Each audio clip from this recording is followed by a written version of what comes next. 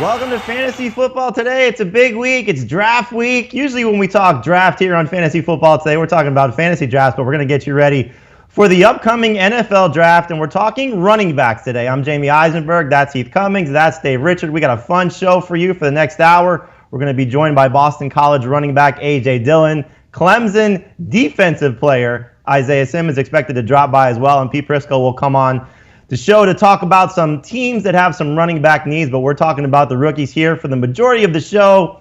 And fellas, let's start with the top 5 guys coming into the NFL draft. We know the name at the top. It's the guy that we hope will be at the name at the top once we get to the NFL draft. But Jonathan Taylor from Wisconsin, DeAndre Swift from Georgia, Dobbins from Ohio State, Cam Akers from Florida State, and Clyde Edwards-Helaire. Now, there's going to be some changes to this list once we get past the first couple of rounds of the NFL draft, but these are the prospects that we like the most right now. Before the guys get into their take on Jonathan Taylor, though, we have a former Wisconsin running back giving his own take. Dare Ogunbowale of the Tampa Bay Buccaneers joined me on our Fantasy Football Today podcast, and here's what one Wisconsin running back had to say about another. He's a dog, man. He's a winner. And he's explosive. Like, I don't even have to say that. You guys saw what he did at the combine. I'm excited for him, man. He gets into a good system. He'll have a great career. He real talented player, patient player, great runner. Proved that he can catch the ball now this past season. So yeah, I'm excited to see what he can do, man. He definitely the best back in the draft, in my opinion. And I hope he should be gone early. Definitely should be gone early. You can hear more from Dare Ogunbowale on our Fantasy Football Today podcast. That episode will drop on Wednesday. Dare talking about the new addition to Tampa Bay. Maybe you've heard Tom Brady. But here's what we got with Jonathan Taylor. Comes into the NFL off of a tremendous career at Wisconsin. One of 7 players in college football history to run for 6,000 yards. First ever to do so, though, in 3 seasons. So we think he has the chance to be the best. Heath, tell me why he could be the best running back in this class. Give me the easy question because I love everything about Jonathan Taylor. You start with the fact that he ran a 4.39 40 at 226 pounds. That will play. And then you look at what he does on film. He runs through tacklers and then he runs away from tacklers. He has the speed and the power. He's shown enough for me in the passing game. I have no concerns about Jonathan Taylor as the best running back in this class, and I would have said he was the best running back in last year's class. Yeah, impressive class that it was. Certainly when you look at guys like Josh Jacobs, Miles Sanders, some of the things that those rookies did last year. But Dave, we know no running back is perfect. What are the flaws for Taylor? What are the things that people are going to nitpick aside from where he goes, but just based on his talent and his skill set? What are the flaws that we're looking at with Jonathan Taylor? We can start with 18 fumbles in 41 games. That's a problem, and coaches aren't going to live with that. That's one fumble every 50 or so carries that he had in college. That's an issue. And Heath might be really comfortable with the receiving game that he's got, but I don't know if coaches have seen enough of it. More importantly, they haven't seen enough of the pass blocking game. Can he play all 3 downs right away? I think it's something we're going to have to wait and see on with Jonathan Taylor, but I can't help myself here. I agree. He's an amazing talent. The size-speed combination is what will be weighted the most among coaches when they come to draft him. Someone's going to take him with the top 40 pick. It's just a matter of when and who. Yeah, and a matter of what team he goes to, which will determine where his fantasy value ends up. It's going to be fun to see with Taylor if he's the first running back off the board. If not, it could be somebody like maybe DeAndre Swift, who we know is going to be very popular as well and could go ahead of Taylor in the NFL draft. Swift coming off a tremendous season for the Georgia Bulldogs, over 1,200 yards rushing, 7 touchdowns. He's battled some injuries in his career, but that's something I think you just have to look at. And so, Dave, when we talk about Swift and you see what the potential is, if he goes ahead of Taylor, maybe not depending on best fit, but if he's the first running back off the board, could that make him the better running back for this draft class for fantasy? It could. He's a more accomplished pass catcher and pass protector than Taylor. Plus, I think he's got better lateral quickness than Taylor, not as much of a north-south type of a runner. He's just smaller, a little bit slower when it comes to long speed, but he's going to fit in. You want to talk about a day one fit. He will fit into a zone scheme immediately. I'm thinking Seattle, San Francisco. I could see him going in late round 1, Jamie. I really could, but just like Taylor, he could end up going in early round 2. I would imagine that one will be taken about 6 or 7 draft picks before the other. You said before, Heath, that Taylor is your favorite guy. Is Swift your second favorite guy, and if so, why? Yeah, I don't think it's clear between him and J.K. Dobbins, and the concerns that you would have putting Swift second. He may be drafted first, and like Dave said, he may get the right fit and be the top rookie drafted in 2020 redraft leagues, but he has some of the same concerns with Taylor, where the pass volume, he has proven some things. He hasn't done it at a very high level, simply because he only has one season where he averaged more than 2 catches per game. And then I think the other thing with Swift is that Taylor proved that he can handle the big workload. Dobbins proved that he can handle the big workload. We haven't seen that from Swift yet. Kind of a similar situation to Josh Jacobs from last year. Not a bad thing, though, to be a Georgia running back, as Todd Gurley, Nick Chubb, Sony Michel have shown us in recent seasons. Some guys up and down, obviously, but if Swift can follow in the footsteps of the high end of the production for those guys, that would be very amazing for his fantasy value. You mentioned it, J.K. Dobbins could be the guy that could be considered number 2, maybe in some cases number 1, if he gets the best landing spot in the NFL, coming off a season with over 2,000 yards and 21 touchdowns, has shown 3-down ability. We saw that in the college playoffs against the great against Clemson in that loss for Ohio State this past season. So, Keith, when you look at Dobbins and just what his opportunity is, didn't show us anything at the combine, but what's your thoughts on Dobbins, and could, again, he be the best guy of this holy trinity that we're looking at with these rookie running backs? Yeah, I put Taylor on a separate tier from Swift and Dobbins, but I think Dobbins and Swift are almost a dead heat for me. And you can see, like I said, Dobbins has definitely shown us the ability to handle a big workload. He's shown us more in the passing game than either Swift or Taylor, and what he did against big-time competition down the stretch was very impressive for Dobbins. So, yes, he is close enough to Taylor and Swift that if he gets the best landing spot, he could easily be the best rookie and maybe even the best guy in Dynasty. Did that lack of workout at the combine scare you, Dave? Didn't see him do the 40, didn't see him do the vertical. Obviously, could be some injury concerns. Are you scared off at all right now? No, not at all. And the reason why is because it sounds like it was a high ankle sprain. It's an injury that shouldn't have taken even as long as it did for him to heal up, but he probably just didn't want to chance it. The bigger issue isn't him recovering from that. It's that NFL teams can't get a look at that ankle because of the quarantine that we're all in right now. If it heals like a typical high ankle sprain does, he should be good to go by training camp. And there's enough film on J.K. Dobbins out there to know just how fast of a running back he is. Right, so we have great opportunity for Dobbins. Obviously, like he said, Taylor could be on a separate plane. DeAndre Swift, these 3 guys look to seemingly be the best 3 coming into the NFL draft. But there's another couple guys I think that deserves consideration. And you look at Cam Akers and Clyde Edwards-Helaire. We'll start with the running back from Florida State in Akers. Now, he had a very, very poor team around him. The Seminoles, typically a great football team, did not have a good 2019 season, as evidenced by changing the coach and how they finished in the ACC. But you look at Akers, and a lot of people are excited about him. Dave, should there be more buzz about Cam Akers, just given the fact that he was still able to excel over 1,300 total yards, average 6 yards per carry, behind a bad offensive line, bad quarterback situation at Florida State? I mean, it's incredible what he worked with there, and I think it almost helped him become a better cutback runner. He's probably, I don't know if he's the best cutback runner in the class, Jamie, but he's really, really good. He's one of only 3 Florida State running backs to have multiple 1,000-yard seasons. You know the other 2, Warwick Dunn and Dalvin Cook. I like his skill set. I think he'll be all right. And yeah, I think he should get credit for working with a substandard supporting cast. All right, so Heath, we know that the landing spot for these guys is going to be very, very important. If Akers ends up, let's say, Tampa Bay's guy, Miami's guy, situation where he goes to, I don't know, Kansas City, Pittsburgh, Detroit, teams that are looking at running backs, and he's in the best spot, could you see him taking him first ahead of any of Taylor, Swift, or Dobbins? Probably not in the Dolphins spot, because I'm not sure with an abbreviated offseason he would earn a large chunk of the workload away from Jordan Howard, at least early in the year. But yeah, if he was in Tampa Bay, that might be a different story. Listen, we're going down in terms of overall talent when we're talking about these running backs. That's why we started with number 1, we're at number 4, but we might be going up in terms of receiving ability. I'm not so sure that Cam Akers isn't the best pass-catching back we've talked about so far. All right, so we go from Cam Akers to a guy that could be very popular, certainly in PPR leagues, and he was very popular for LSU in helping the Tigers win the national championship. We're talking about Clyde Edwards-Helaire. A lot of teams, a lot of people, draftniks, are sort of projecting him to Tampa Bay maybe in round 2, which would be a great fit. So when you look at this, Heath, a guy who's 5'7", not exactly the biggest of running back, doesn't necessarily profile right now as a 3-down runner, but can certainly be so once he gets to the NFL. Does his size bother you at all? Are you going to be scared about that, about drafting him in a non-PPR league, or maybe using him as a potential starting fantasy running back in those type of formats?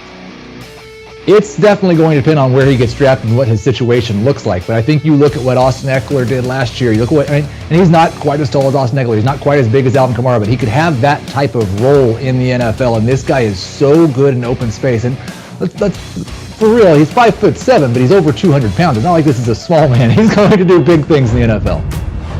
Yeah, and when I got a chance to speak in at the NFL Combine, he said he's going to have a big chip on his shoulder for all the teams that pass on him. So depending on how far he falls, not projected to be a first-round pick, we'll see if he's a second-round pick in the NFL draft. Could be very interesting. Had 55 catches at LSU last year. Dave, is he the best receiving back in this class? I think he is, Jamie. You look at the 55 grabs, that's 21 more than any other running back that we've talked about so far had in a single season in their college career. Now, look, he's kind of a one-year wonder. Maybe you call him a 1.5-year wonder at LSU. But so is Joe Burrow by that regard, and we're taking him number 1 overall. I love the chance of Edwards-Helaire to have a nice long career as at least a passing downs back, and potentially, like you said when we started talking about him, a 3-down guy. He's not going to blow you away with speed, but the power, the hands, the elusiveness, it all comes together for him. There will be a role for him for a while in the NFL. All right, so we're going to talk to Pete Prisco about the teams that need running backs. I want you guys to just give me one name and one team that you would like to see the best fit for, where this rookie goes to the team that needs him the most. Dave, I'll start with you. Which rookie running back to which team? Jonathan Taylor, Tampa Bay. Let him work with Tom Brady in that offense. All right, Dave did not follow the instructions of one name, one team. Heath, let's see if you follow the instructions. One name, one team. Where do you want to see that guy go and where? Clyde Edwards-Helaire, Kansas City Chiefs. Wow, look at you, going back to Kansas City Chiefs. And, of course, Heath Cummings bringing up Austin Eckler whenever he possibly can. We're going to bring up A.J. Dillon in a minute. He's going to join us here on Fantasy Football Today. The Boston College running back spent some time with us. He's going to tell us why he could be more than just a physical runner. Maybe he's a better pass catcher than people are going to expect. Stay tuned next here on CBS Sports HQ.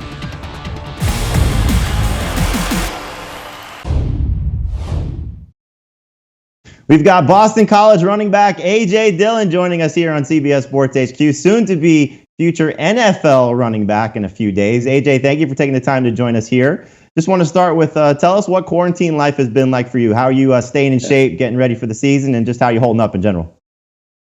Yeah, just back to old school workouts, push-ups, sit-ups, running around the neighborhood if I can, and just staying in shape. It's definitely a lot different than having full-time training, but, I've been holding up, doing well, and safe and healthy. Well, that's the most important thing, obviously, stay safe and healthy, and obviously getting ready for your next venture in the NFL. I want to go back to something that you tweeted in March of 2018. I want to read it here just to make sure I got it right. So in March of 2018, you can follow AJ on Twitter at AJDillon7. You tweeted 30 reps with 225 pounds, 4.47 in the 40, 41-inch vert, and you're going to do this at 245 pounds, and you ended it with save this tweet. This was obviously a little foreshadowing for your upcoming workout at the Combine. And what you actually did at the Combine, you hit 23 reps on the bench press of 225, 453 in the 40. You did get a 41-inch vert, and you did it at 247 pounds. So did you meet your goal based on what your tweet was in 2018? I think I came realistically pretty close, but I always set lofty goals for myself, and I rather miss by a small margin and set my goals really high. Well, you got the vert right, so you knew exactly what you were going to jump. That's pretty impressive. At least you were perfect on one of those. I want to talk about some of the comparisons that you're getting. You hear a lot of, Derrick Henry from the Draft Nicks. You're hearing our own guy, Ryan Wilson, comparing you to Jerome Bettis. I want to talk about the Henry comparison because obviously to be compared to the guy that just led the NFL in rushing is pretty impressive. Can you talk about some of the things that you're hearing about some of the comps and, maybe what you sort of compare yourself to about players in the NFL? Yeah. So firstly, I never compare myself to anybody. I think of myself as the one and only AJ Dillon, but, obviously to be compared to guys like Jerome Bettis or Derrick Henry, people who are really getting their job done at the next level is amazing. But, I feel like I'm a bigger guy who can do everything on the field. I've been blessed with size and strength, but I can also run. I can catch the ball. I can block. So I feel like any team that I go to is going to get an all-purpose back out of me. Talk about catching the ball a little bit, because you obviously were a dominant runner. Like you said, you can run between the tackles. You're a big physical guy. Boston College all-time leading rusher. That's obviously an impressive thing to put on your resume. Yeah. But I think the thing that people look at as, can you catch the ball on the next level? I don't think anybody's going to compare you to Christian McCaffrey, but can you sort of show that you're a versatile running back that can be a three-down guy, that can be a little bit more involved in the passing game and maybe explosive in the passing game? Yeah, absolutely. I mean, we were just a heavy run team at Boston College. But when I had the opportunity, I made the most of it. I'm pretty sure I had like 15 yards to catch. At the combine, I went there. I ran all the routes. I didn't drop one ball. So, when I've had the opportunity, I've done that. And it's definitely a part of my game I can obviously get more exposure to. But when my number's been called in the past game, I've got the job done. Tell me about this running back class. It's being, very touted. We don't know if we're going to see anybody go in the first round, but certainly a lot of talented running backs coming into the NFL this year. Jonathan Taylor, DeAndre Swift, et cetera. I don't need to list all the names. I'm sure you know them all. Yeah. How do you sort of evaluate the class? And then sort of tell me where you think you rank in terms of these guys, just based on your skill set and how you'll sort of carry that to the next level. Yeah, there's a ton of talent, especially out of the running back group. And, I'm excited. I always believe in competition. I love competition. And so it's great. And it's great to go to the combine, see, and go up against all those guys. I believe I'm the best running back in this draft class, and I can say that with a straight face. But time will tell. And, wherever I go, whatever number or whatever team I go to, I'm going to prove that on the field. Well, you do definitely sound very confident, and you tweeted last night. I was checking it out. You said, "I'm going to shock the world." What do you mean by that? I just feel like a lot of people kind of have me in this big back box, and they don't really I just feel like a lot of people are confused as to what I can really offer. And I've always been. I don't really talk too much. I just let my actions speak for themselves. And so whenever I get a chance to go out there and show what I can do, I'm going to do that, and people are going to see that. Well, take me a year from now. What are people going to be saying about A.J. Dillon? They're going to be saying that I'm a reliable guy, dependable. I can get the job done, and a well-respected guy. And for something that's big to me, it's not necessarily the stats or anything like that. It's more so whether it's the coaches, the fans, the players, my peers, my teammates. Everybody's going to know that if it's me in the passing game, the run game, the blocking game, I can get the job done. And so everybody's going to see that. It's going to be a lot more than just 247 pounds just running over everybody every time I get the ball. I'm sure it's probably not bad to run over people as well. That's got to be a pretty good feeling. Tell me, tell me the teams that you've spoken with and maybe got a chance to meet with at the combine. And do you have an ideal landing spot? Is there a team that you say I fit really well here? Yeah. So I'm not supposed to talk about the individual teams, but I've talked to a fair amount of the teams in the NFL up at this point. And so I've just been doing what I can. I don't honestly mind where I go. I just know that I'm going to obviously offer everything I can, help that team win for sure. Well, it sounds like whatever team does get you is going to be very satisfied. What's the NFL draft experience going to be like for you? How are you spending these next few days starting Thursday? It's obviously a different experience for a lot of you guys coming into the league, but what's your NFL draft experience going to be like, starting Thursday night? Yeah, I'm going to be in Orange County. This is where I was training, and this is where I've been at. I'll be on FaceTime with my mom all day, Thursday, Friday, and just watching the draft together. And I got two of my friends out here, and so they'll be here with me. And it's a unique experience, but coronavirus and everything, I thought it was best not to travel, so I'll be out here. What's the food setup going to be like? Ooh, I really probably some wings. I haven't thought that far into it, but definitely some wings. Definitely some applesauce. That's big for me. Well, enjoy the wings, enjoy the applesauce, enjoy the future NFL team that is going to be lucky enough to get you. We appreciate you taking some time with us here on CBS Sports HQ. Good luck. I appreciate you having me. Thank you. You check out the 2020 NFL Draft coming up here on CBS Sports HQ. Our coverage begins Thursday at 6 p.m. Eastern, Friday at 5, and Saturday we got you covered all day starting at 11 a.m. You get pick-by-pick analysis, grades, and, of course, fantasy advice.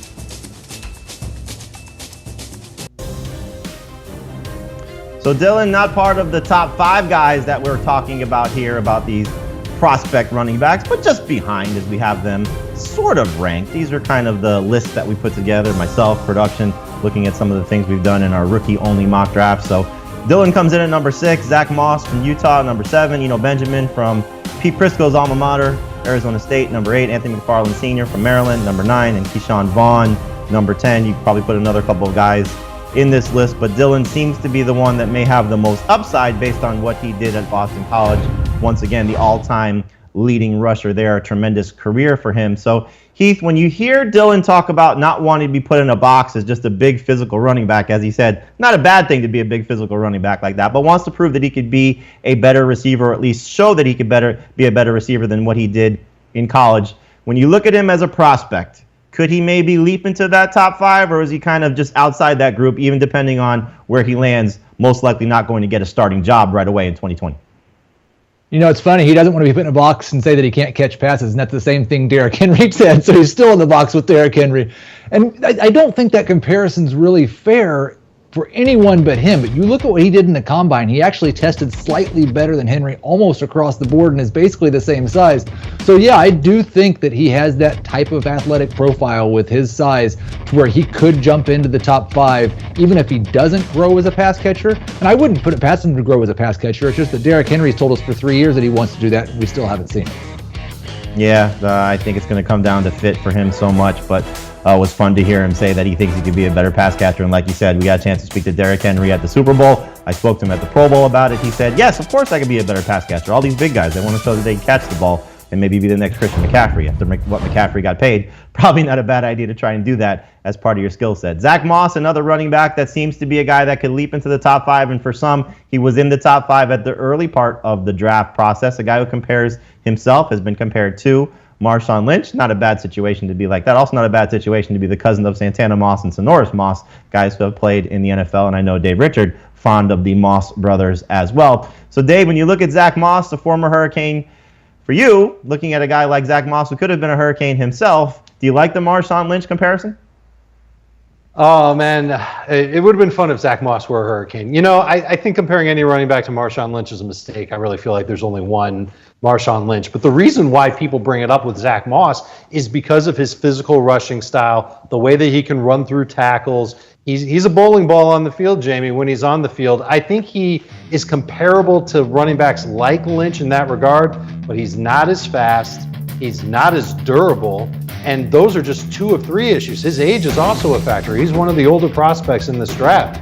So I get why people are nervous about Zach Moss. I don't love him as much in long-term formats like Dynasty as I do in seasonal redraft. There's a slight chance he ends up being a lead back somewhere right out of the gate if things just break perfectly for him. Say he goes to Jacksonville with a 4th-round pick. You know what I'm saying? Just that type of opportunity is there. And as long as he's healthy, he's a startable fantasy running back. I just don't know how long or how likely that is to happen.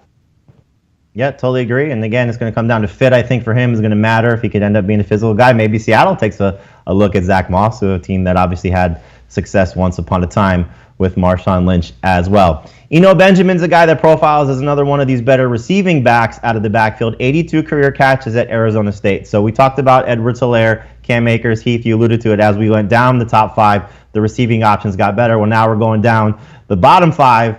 And here comes Benjamin from Arizona State. Could he be underrated as a pass catcher? Could be one of these guys in PPR that surprises a little bit? Yeah, I think he'd be underrated as a pass catcher and as a running back overall. This guy had huge success at Arizona State. You said 82 catches, 77 of those in just the past 2 seasons, and 30 touchdowns in those 2 seasons. So I do think he's a guy that if he goes just a little bit higher, and really, if he had just come out a different year and wasn't in the class with this much depth, we would view him much more favorably. Yeah, another player that could be fun to watch. Maybe we're talking about him fantasy-wise like we do James White, Tariq Cohen, Nyheim Hines, one of these pass-catching backs. But like you said, Heath, I agree with it, a little bit underrated as a rusher as well. Could be interesting to see where he ends up. Same thing with Anthony McFarland Jr., the running back from Maryland. He had 9 games of 100-plus yards on the ground and 200 yards in back-to-back games over his career. So he's a guy that's got some explosiveness, but was bothered by injury last year, Dave. Missed time with an ankle injury as a freshman. Is he kind of underrated as well? Another one of these guys that if he ends up in the right situation could be a surprise? It would be a surprise if he ended up in the right situation and became a fantasy surprise. He was never even a full-time back at Maryland, and that's something that's concerning. He's a small guy. He's fast, but when he takes a hit, he could be out for a while. We already know about the high ankle sprain from 2019. He broke his leg in 2016. I'm just a little bit nervous about him holding up long-term, but if he's a change of pace back in the NFL, maybe gets in the neighborhood of 5 to 8 touches per game, works as a special teams return man, then yeah, I could see him contributing. I don't think he'll be a dominant fantasy factor though. No, I think, again, one of these handcuff guys that probably better on passing downs than we see, but could be a good, backup running back that we take with a late round pick. And then if an injury happens, depending on the team that he's on, could be one of these guys that we talk about that we're looking to pick up off waivers and could be an impact from a fantasy perspective as well. Same thing with Keyshawn Vaughn from Vanderbilt. Back-to-back seasons with over 1,000 yards and 10 touchdowns in the SEC is no joke, especially for one of the bottom-rung teams, not one of the Alabamas, LSUs, or I'll throw Florida in there as well just because I can, as a former Gator myself. Is this another one of these underrated backs, Heath, when we look at Vaughn and maybe where he ends up? Yeah, I don't get quite as excited about Vaughn just because, this is a guy that started his college career way back in 2015. He does not have age on his side, and I'm not sure that he has explosiveness on his side either. It would take an absolutely perfect fit for me to move him up very much in terms of the dynasty draft board. Yeah, that's, I think, going to be the case with several of these guys. That's why they're in the bottom 5 as opposed to the top 5, but we could see Dillon, we could see Moss, we could see one of these other guys sort of jump up, again, depending on where they go in the NFL draft starting on Thursday. And then there's some other guys that we're going to keep an eye on as well. These are kind of guys that were outside of the top 10, but certainly could be on your list, depending on who you look at. Darrington Evans from Appalachian State. You got Josh Kelly from UCLA. A lot of people excited about him, rightfully so. LaMichael Pirine from Florida. And Antonio Gibson, the slash wide receiver slash running back. We'll see what his team does with him in terms of position eligibility, but right now we're looking at him as a running back. I'll ask you guys each your favorite player from this list. Dave, I'll start with you. Who's the one that you got your eye on the most?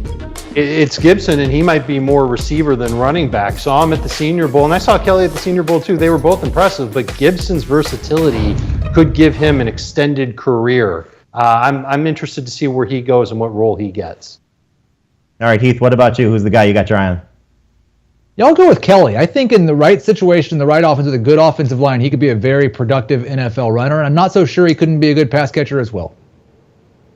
I'm looking at Darrington Evans myself just because I think he's going to be somebody who's interesting, coming from a smaller school perspective. Again, fit will matter so much for all of these guys. We aren't talking about the elite level prospects, but they could end up in great situations, and you never know what the NFL could do for their fantasy value once they get there. All right, when we come back, we're going to talk about some team needs for the NFL. Our buddy Pete Prisco is going to join us, give us the update on the Jaguars and Leonard Fournette, maybe what's going on in Tampa Bay, and is there going to be a Ronald Jones replacement coming as well? And what about Miami with Jordan Howard? We'll get more from our buddy Pete Prisco next here on Fantasy Football Today.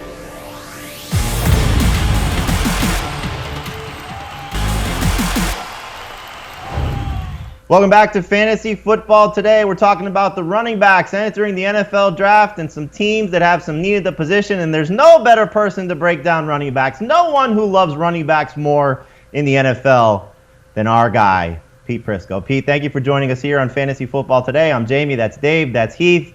We're looking at some teams that have needs at the position. There's not really a big opening right now like we've seen in the last couple of years of this team has such a hole at running back that they need a guy, or maybe there is, as we'll find out with the teams that we're looking at here. Here's the list that we put together of some teams that are in need of running backs. And we're talking about Tampa Bay, Miami. Obviously those guys could add a starter, but they don't necessarily need a player at that position, which is why you're not going to see a guy most likely drafted in the first round. We know the Rams moving on from Todd Gurley. The Lions could look to add somebody. And then there's that team at the end, the Jacksonville Jaguars, which is where we're going to start because nobody knows the Jaguars better than Pete Prisco. So, Pete, we know Leonard Fournette possibly going to get traded. We'll see if that happens before the NFL draft. What are you hearing about Fournette's status, and should the Jaguars move on from him? Well, they want to. Clearly, they're not just going to dump him for nothing. But this is a guy who, look, he was very good last year. He caught the ball out of the backfield, did a really nice job in the role, but he doesn't make anybody miss. And he's not endearing in the locker room, and he's had some issues off the field. So ideally, they like to move on from him. They do like Rock Armstead. I mean, he's a guy they really do like. Could you see Armstead as a starter, or would they draft someone in the 3 days of the NFL draft to add a starter? Oh, I think they'll draft somebody, Jamie. I think when you look at the situation, they need bodies back there. So, yeah, they will draft somebody. They won't do it in the first round. They won't do it in the second round. They won't do it maybe in the third round, but probably in the fourth round they might take it back. All right, so Dave, if they do add a running back, would you be more inclined to take somebody like Rock Armstead, or let's say they take somebody outside of the top 5 guys that we just finished talking about? Let's say it's not a Taylor, a Swift, a Dobbins, one of those guys. Would you rather have the rookie, or would you rather have the second-year guy in Armstead? I'm probably going to rather have the second-year guy in Armstead, because by the time that third-round pick comes around, that's 73rd overall, and I would be surprised if any of the primo running backs that we've talked about in this draft class would be there. And Armstead's got talent, and I think if he was given an opportunity, say he was given 200 touches, I think the numbers would come back pretty clean on him. So this would be a situation where Fournette gets traded or cut. They go with Armstead. They've got a rookie behind him. I think Armstead would have that job. Yeah, I think if anybody's in dynasty leagues right now and you can get Armstead still somewhat cheap, obviously the price has risen a little bit because of the news of Fournette being on the move, but if you can try and steal Armstead from somebody's bench, that's not a bad move to make just in case he is the starter for the Jaguars. Heath, when you look at Tampa Bay, we've sort of talked about this could be maybe the most ideal situation just because Ronald Jones, not the greatest running back, looking at what the addition is this offseason of Tom Brady. Is that the most ideal spot for one of these top-tier rookies to go? Oh, without a doubt. Yeah, well, I think when you look at the way they'll play with Tom Brady, they're going to throw the football a lot, Jamie. I mean, and they're going to throw the ball to the backs. I mean, that's something they do and did a lot in New England, and I think that's something that Bruce Arians will do more of with Tom Brady. So they need to get a better pass-catching back. And, you know, you look around this draft, and there are some good ones. I think the kid at LSU, Edwards-Helaire, is going to be a star when it comes to catching the ball out of the backfield. I've had a lot of guys compare him to Maurice Jones-Drew. I've heard other comparisons to Ray Rice. He's a shorter back, but boy, he can catch the football. He'll, pick up the blitzes. I think he would fit perfectly with what they want to do in Tampa. So I do think they'll address the running back position. They clearly will not do it in the first round. Heath. It sounds like Pete sometimes, so that's my fault for not making that clear on who should have taken that question first, but great answer as always, Pete. So Heath, I'll ask you, if we get one of these guys, if we get Clyde Edwards-Helaire, if we get Jonathan Taylor to Tampa Bay, is that your favorite rookie running back right away? 100% without a question. And if it's Jonathan Taylor, he might just be a late first-round pick by the time we get to August. The only thing that I would have any concern with is how much is Tampa Bay going to rely on a strictly pass-catching back, and does the back they draft get to fill that role? Because Tom Brady, as we know, generally dumps the ball off, doesn't want to scramble or anything like that. So there will be targets for that running back. Are we going to use one back and have him be a workhorse guy in Tampa Bay? If so, that could be a first-round pick.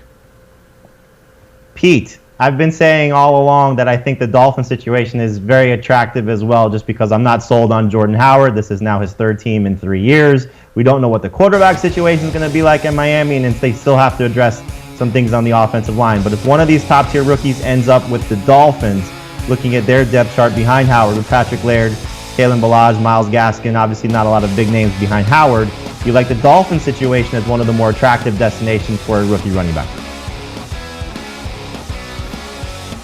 It depends what they do in the first round in terms of fixing that offensive line. I think the offensive line right now, as is, isn't good enough. They do have a lot of picks. I think they can address it a couple different times. I think they can address a couple different positions. If it was me in the first round, I'd take a quarterback first. I'd probably come back and get a left tackle and maybe even a center. Cesar Ruiz, the guy from Michigan, would make a lot of sense because he can play guard too. Then all of a sudden you get your back in the third round, and that guy comes in and he can compete behind a good offensive line. Until they fix the line, I don't think it matters. I do think with a lot of picks that they can wait, be patient, and see the board fall to them and get one of these backs. But you're right, if they fix the offensive line and get the young quarterback, then you could build the whole thing around them. You'd like to have a young back in that scenario. Pete has had the opportunity to be the Miami Dolphins in one of our mock drafts that we've done on Monday on CBS Sports HQ, and he is true to his word. He did take Cesar Ruiz with one of those picks. Dave, if the Dolphins do surprise us, though, with pick 26 in the first round, they could be a team that's looking at a running back. Maybe it's Taylor, maybe it's Swift, maybe it's Dobbins. We don't know. If that's the case and you see them pull the trigger, how excited would you be? I would need to see that offensive line get stronger, just like Pete said. So, I mean, we could lay it out. When they're up at 18, they can get one of their linemen there. And whether it's 26 or 39, they could get another offensive lineman there. And they've already added Karras from New England. So I think that there's a chance that offensive line could be swung from ugly, which is what it was last year, to pretty darn good. And if you put a really good running back behind it, like Taylor or Swift, I think the results could be amazing. I just know this. The Patriots, the Dolphins coaching staff is made up of ex-Patriots. And what have they done at running back in New England for the longest time? Split the workload. So even if they get a rookie to come in there, he's still going to share carries with Jordan Howard. Makes me a little less excited about using that running back in Miami for fantasy purposes week in and week out. Very true, although they did give Sony Michel a ton of carries last year, over 200 carries each of the last 2 seasons.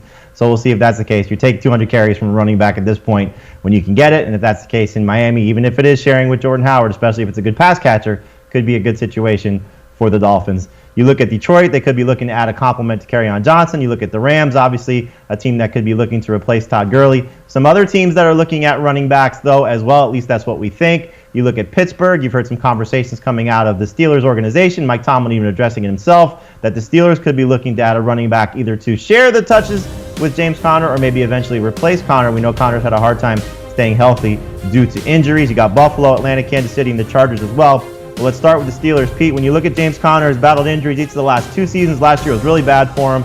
Jalen Samuels, Benny Snell, they weren't overly impressive.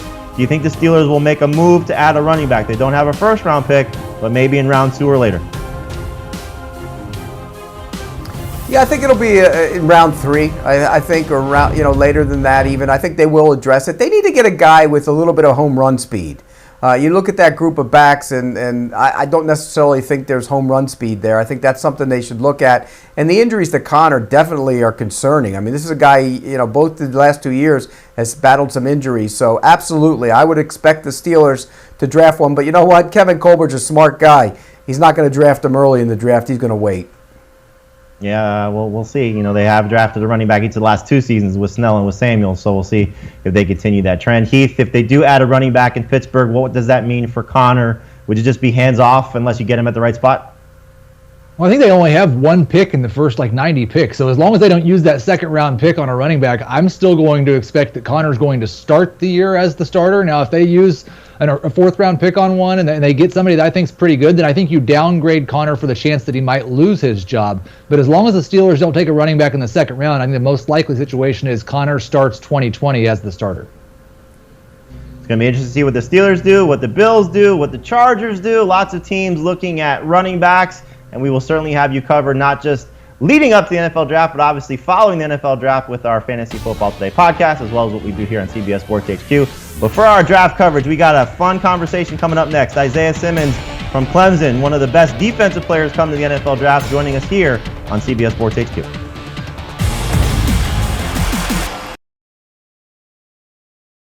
To me, he's one of the best prospects in this draft. Isaiah Simmons. How is draft prospect Isaiah Simmons best described? NFL prototype. Allen going to throw, though. Back to pass under pressure, and down he goes. Isaiah Simmons coming on the blitz. If you're looking for a linebacker who can do it all, Simmons certainly fits the bill. As if winning the Butkus Award for the top linebacker in the country wasn't impressive enough, he ran an astounding 4.39 40 at 6'3" and nearly 240 pounds. Simmons is a freak athlete. He can track the football. He can get to the quarterback. He's a flat-out game disruptor that can line up all over the field. In an era where general managers and coaches seek out players that are scheme versatile, Simmons will be a great fit for any team that picks him. Isaiah Simmons. Isaiah Simmons!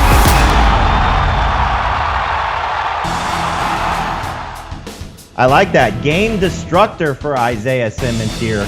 As we take a look at Ryan Wilson's latest mock draft on CBS Sports HQ, you see Simmons going to the Chargers at number 6, the linebacker from Clemson. But we're not going to label him a linebacker. We're going to label him a game destructor, defensive star. Any superlative that you could heap on this man, he deserves it because he was just a wrecking ball at Clemson. And he joins us here now on CBS Sports HQ as part of Old Spice. We're going to talk to him about Old Spice coming up in a minute, but we want to talk to him about what's life like for you right now, Isaiah. What's it been for you in quarantine, getting ready for the NFL draft, getting ready for the NFL? What are you doing to stay in shape? What are you doing just to keep busy in general?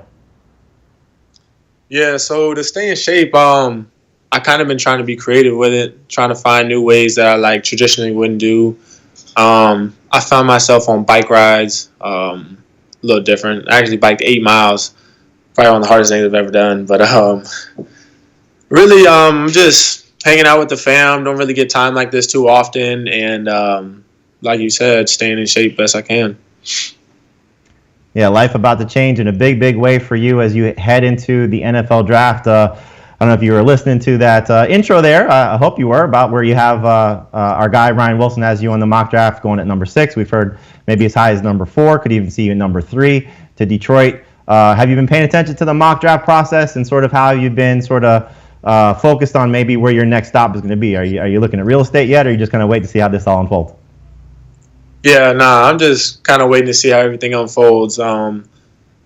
It's hard not to hear the mock drafts, but I try not to pay too much attention to them because at the end of the day, you really never know what can happen. So it's kind of taking it day by day. One conversation that obviously comes to mind with you is clearly about your position on the next level. Listed as a linebacker at Clemson. I know it's been a big conversation about where you're going to play in the NFL. I don't know if you're paying attention much to that, but I want to give you the opportunity. You're going to be the head coach of pick whatever team. Let's say it's Detroit, the Giants, whatever. You're the head coach, maybe the defensive coordinator. You get to choose where you play on the next level. Where are you putting yourself? I would use myself the same way I did at Clemson, just because it gives me the opportunity to just utilize all the skills I have and, just affect the game at each level. So if it's me rushing the passer, getting an interception, or, stacked as a stack linebacker, I would just utilize myself the way Coach Venables did it and just let myself go. Do you feel like in this process that maybe your versatility is working against you, or do you think that's going to be a big strength once you eventually get to the NFL team that you're going to play for? I think the way that the NFL used to be set up, that it would be more of a downfall to, I guess, be positionless. But nowadays in football, I feel like the way the game is evolving, that it's more of a plus now, just because defensive coordinators are becoming more and more creative, and it just allows your defense and your team to be more multiple. Is there anybody in the NFL or maybe in recent history that you say you compare yourself to? I think I've seen some comps, but I'll let you talk about it. Is there anybody that you look at in the game right now and say, okay, I kind of have a similar skill set or game to this particular guy? Yeah, off rip, I say Derwin James. He kind of plays a similar role with the Chargers, just the way he plays, and Tyrann Mathieu as well. He also is real versatile with the Chiefs. So both of them play similar roles. Maybe not quite the same I did at Clemson, but very similar. I want you to maybe give me an opportunity to take me inside what this process has been like for you the last few weeks. Obviously, a little bit different than what most NFL drafts are, but what teams have been talking to you? What teams are showing the most interest in you in terms of any of those conversations you could share? I think no one's really trying to show their hand too much, but everybody in the top 10 is who I've been talking to. And I'm trying to find somebody who's maybe showing more love than someone else, but like I said, everybody's got their poker face on. So, yeah, nobody tipping their hand yet. It's probably a little bit harder when you're not seeing them face to face as you would in most off seasons. Tell me, take me through, let's say, 20 years from now, when you're entering the Hall of Fame. What are people going to say about Isaiah Simmons and his NFL career? What I would like for them to say, something I would work to, is say that he's one of the best defensive players to ever play the game, and I want to be known as somebody who came in and kind of changed the way defenses worked, because last year I felt like we did that for college football with Clemson, just with all the different things we did. I feel like more teams are going to work into trying to find a guy that could do that. So I would like to do the same thing on the professional level as well. What do you have planned for the NFL draft? What's it going to be like for you starting Thursday night? What's the food? Who's going to be there with you? How's this whole process going to work? Take us through. Set the scene for me. Yeah, so I'm gonna have just my friends and family. Nothing too big. We're quarantined right now, but So yeah, I'm at my friends and family, and we're gonna have Cane's, Raising Cane's chicken. So it should be pretty good. Tell me what you're doing with Old Spice. Yeah, so this is not really a traditional draft, but I've grown up wearing Old Spice all the time. My grandfather, that's actually all he wore, so it was kind of all I knew was just to throw some Old Spice on each and every day. But I'm really excited to partner with him. Old Spice is actually donating $320,000 to the United Way to support underprivileged guys as well as their families on behalf of that, me, myself, and the rookies from other 32 teams are going to be involved with that. And the reason I'm so excited about that is because it's going to help jumpstart my impact on my new community that I'm in. Well, Isaiah, that sounds awesome. We really appreciate you taking the time to join us here on CBS Sports HQ. We wish you all the luck in the world, and hopefully it's going to be a successful NFL career for you. Like you said, 20 years from now, you could be saying one of the best defensive players in the NFL. We hope that's the case for you after what this first process is with the NFL draft. Yep, thank you. Isaiah Simmons certainly going to be part of the NFL draft. We got you covered. The 2020 NFL draft here on CBS Sports HQ. Coverage begins Thursday at 6 o'clock Eastern, Friday at 5 Eastern, and then Saturday all day starting at 11 a.m. Eastern. We got pick-by-pick analysis, grades, and, of course, the best fantasy advice that you'll find anywhere. Want more of the Fantasy Football Today podcast and nonstop year-round fantasy advice? It's simple. Hit the subscribe button and hang with us all throughout the year.